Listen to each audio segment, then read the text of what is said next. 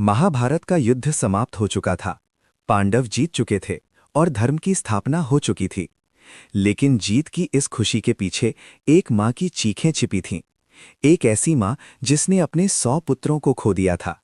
गांधारी, जो अपनी आंखों पर पट्टी बांधे कुरुक्षेत्र की उस मिट्टी में अपने बेटों को ढूंढ रही थीं, जहां सिर्फ राख और खून बचा था। आज एक माँ का दुख ब्रह्मांड के रचयिता स्वयं श्री कृष्ण के सामने खड़ा होने वाला था।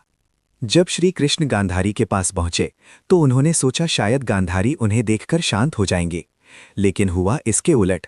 गांधारी ने अपनी दिव्य दृष्टि पट्टी के भीतर से श्री कृष्ण को देखा और उनके मन में क्रोध की ज्वाला भड़क उठी। गांधारी डायलॉग: हे द्वारकाधीश, आप तो सर्वशक्तिमान थे। आप चाहते तो ये युद्ध रुक सकता था। आप चाहते तो मेरे पुत्र जीवित होते। आपने पांडवों का पक्ष लिया और मेरे कुल का विनाश देखकर मुस्कुराते रहे। दुख जब हद से बढ़ जाता है तो वो श्राप बन जाता है। गांधारी ने कांपती आवाज में कहा, कृष्ण, अगर मैंने अपने पति की सेवा पूरी निष्ठा से की है, अगर मैं पतिव्रता हूं, तो मैं तुम्हें श्राप देती हूं। जैसे आज मेरा कुरुवंश आपस में लड़कर खत्म हो गया, ठीक 36 साल बाद तुम्हारा यदुवंश भी इसी तरह आपसी कलह में जलकर भस्म हो जाएगा और तुम एक साधारण मनुष्य की तरह तड़पकर मृत्यु को प्राप्त होगे। सोचिए, साक्षात भगवान को कोई श्राप दे रहा है। लेकिन कृष्ण ने क्या किया? क्या उन्होंने गुस्सा किया? नहीं, उन्होंने हाथ जोड़कर कहा, माते, आपका श्राप सफल होगा, क्योंकि यदुवंश को अब कोई और नहीं मिटा सकता था। उनके अहंकार का अंत जरूरी था। ये दृश्य हमें सिखाता है कि कर्म का फल सबको भुगतना पड़ता है।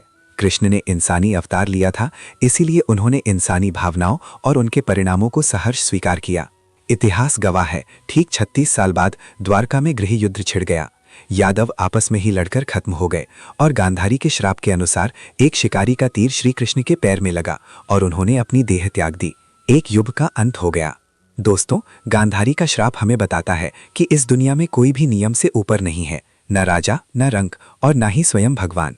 अगर हम कुछ गलत करते हैं या किसी के दुख का कारण बनते हैं तो उसका फल हमें कभी न कभी भुगतना ही होगा।